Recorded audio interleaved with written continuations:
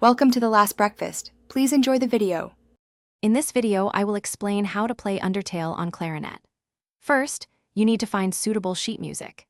Many arrangements for B-flat clarinet are available online, some for free and others for purchase. Websites like Musiscore or specific sheet music retailers are great places to start your search. Look for arrangements that match your skill level, perhaps starting with simpler versions if you are new to the instrument or the piece.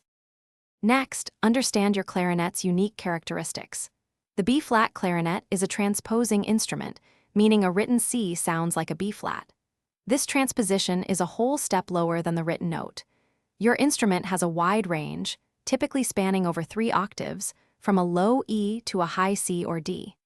Familiarize yourself with this range and practice scales to build strong finger memory and a consistent embouchure. Effective practice is key to mastering any Undertale song. Break down challenging pieces into smaller, manageable sections, perhaps just a few measures at a time. Always use a metronome to ensure you are playing with a steady and accurate tempo. Concentrate on producing a clear, consistent tone by maintaining steady airflow.